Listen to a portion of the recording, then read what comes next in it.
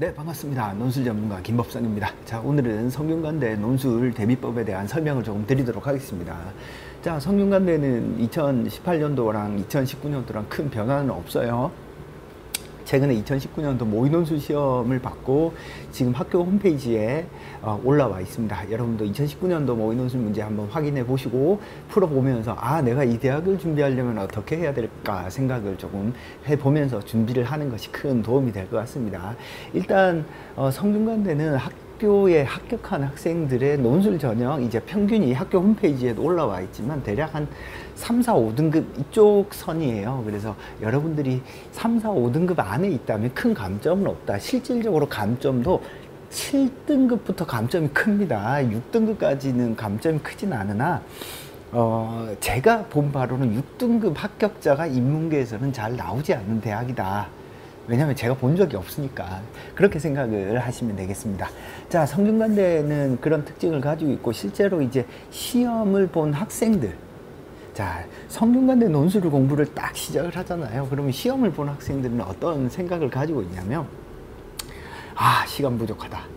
그러니까 여러분들 성균관대 논술 준비할 때 첫 번째로 고민을 해야 될 게 시간을 어떻게 잘 활용을 해서 주어진 시간에 완성도 높은 글을 쓸까? 이게 가장 중요한 포인트입니다. 제가 생각할 때는. 왜냐하면요, 시간 관리를 못해서 아이들의 1번, 2번, 3번 점수를 보면 점수가 점점 이렇게 하향해요. 1번은 좋은 점수, 2번은 중간, 3번은 제일 낮아요. 그래서 실제로 3번을 깔끔하게 완성하는 학생은 상당히 드뭅니다. 그래서 1번, 2번, 3번 중에 3번을 아주 잘 쓰는 어떤 연습을 조금 하셔야 됩니다. 이 말은 주어진 시간 안에 규칙 의도에 맞게 잘 쓰는 것, 이게 학교에 들어가기 위한 아주 중요한 어떤 포인트다. 이게 첫 번째 포인트고요. 두 번째 포인트, 자, 성균관대는 항상 2번에서 도표와 그래프가 나옵니다. 도표와 그래프.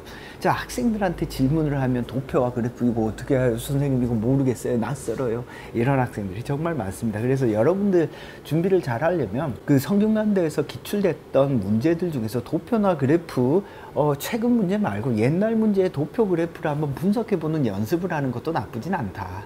알겠죠? 무슨 말인지. 그래서 도표 그래프를 분석하는 연습을 반드시 해야 됩니다. 자, 그 다음에 성균관대를 준비하는 학생들 중에서 성균관대 요거 잘 못해요.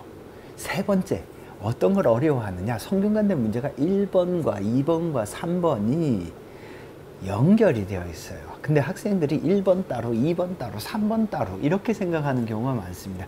특히 1번에서 두 입장을 분류하고 그 입장을 가지고 도표를 분석하거나 아니면 도표를 분석한 걸 토대로 입장을 비판하거나 지지하는 형태의 문제를 냅니다. 근데 그 입장이라고 하는 것을 명확히 딱 잡고 또한 그 입장을 뒷받침하는 제시문의 중요한 어떤 개념들을 가지고서 어떻게 해야 되느냐, 2번도 풀고 3번도 풀고 해야 되는데 학생들이 1번 풀 때 1번 풀고 1번을 싹 까먹고 입장만 딱 머릿속에 넣어 놓은 다음에 2번, 3번을 푸는 경우가 있습니다. 그런 경우에 글 전체의 일관성이 조금 떨어지는 경우가 많아요. 그래서 여러분들 시험장 가시면 어떻게 하라? 2번, 3번을 풀 때도 1번의 입장과 그 입장을 뒷받침하는 제시문의 중요한 개념들을 적극적으로 활용하면서 2번, 3번을 쓴다 라는 생각을 가질 때 좋은 글을 쓸 수 있다 라는 겁니다. 무슨 말인지 알겠죠? 자, 그래서 학생들이 성균관대 문제를 쓰는 과정에서 이 세 가지를 잘 지키지 못해요. 그래서 여러분들 연습할 때는 주어진 시간을 최대한 활용해서 쓸 것, 도표 그래프 분석하는 연습을 할 것, 그리고 1, 2, 3번의 연관성을 충분히 고려할 것, 이 세 가지만 여러분들이 꼼꼼하게 챙겨서 공부를 하시더라도 큰 도움이 될 겁니다.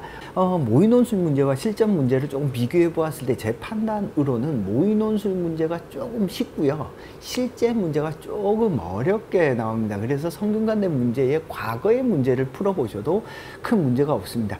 자, 각각 개별적인 어떤 대학의 문제들을 충분히 풀면서 여러분들은 그럼 무엇을 공부하는 과정에서 우선적으로 뭘 해야 될지 대비법에 대한 설명을 조금 하겠습니다. 나는 성균관대 합격하기 위해서 어떻게 공부를 해야 될까?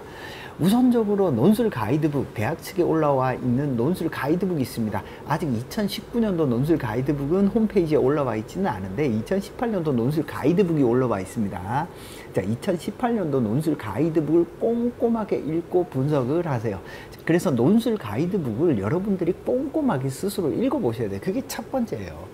논술 가이드북에 들어있는 중요한 내용들, 근데 이제 아쉬운 게 학생들이 논술 가이드북을 읽으면 어떤 문제점이 생기냐면 무엇이 중요하고 무엇이 덜 중요한지 구분을 못해. 그리고 학교 측 답안을 읽는다고 할지라도 학교 측 답안이 담고 있는 의도를 읽어야 되는데 그 의도를 못 읽는 경우가 있습니다. 그래서 논술 가이드북을 여러분들이 최대한 꼼꼼히 분석하셔서 어떤 걸 요구하는구나를 숙지하는 것이 첫 번째다. 알겠죠? 자, 그 다음에 이 논술 가이드북을 좀 숙지를 했으면 문제를 반드시 풀고 숙지를 했으면 최소 3회에서 4회는 문제를 풀어 보셔야 됩니다. 3회에서 4회 정도 풀었을 때 비로소 성균관대가 어떤 식의 문제를 내는구나 대략 감이 올 겁니다. 그래서 최소 3회에서 4회 정도 문제를 풀어보는 연습을 하는 것이 필요할 것 같습니다. 그러고 나면 대략적으로 여러분들이 이 대학은 무엇을 요구하고 내가 어떤 식으로 글을 써야 되겠구나 라는 감이 조금 생깁니다.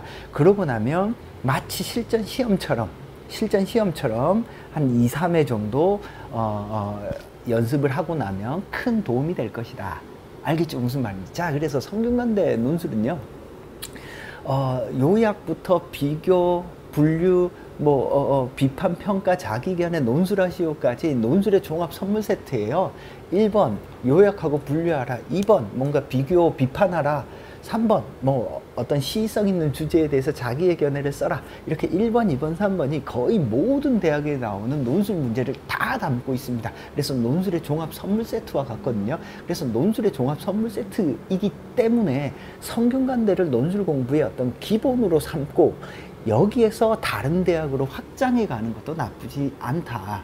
무슨 뜻인지 알겠죠? 자, 오늘 성균관대 논술 어떤 식으로 준비해야 될지 간략하게 설명을 드렸습니다. 이어서 진행되는 강의는 구체적으로 논술 문제에 대한 해설이 들어갈 텐데요. 차근차근 보면서 궁금한 것들 또 질문하고 댓글 남기면서 피드백을 해 나가면 될 것 같습니다. 자, 논술 전문가 김법성이었습니다. 감사합니다.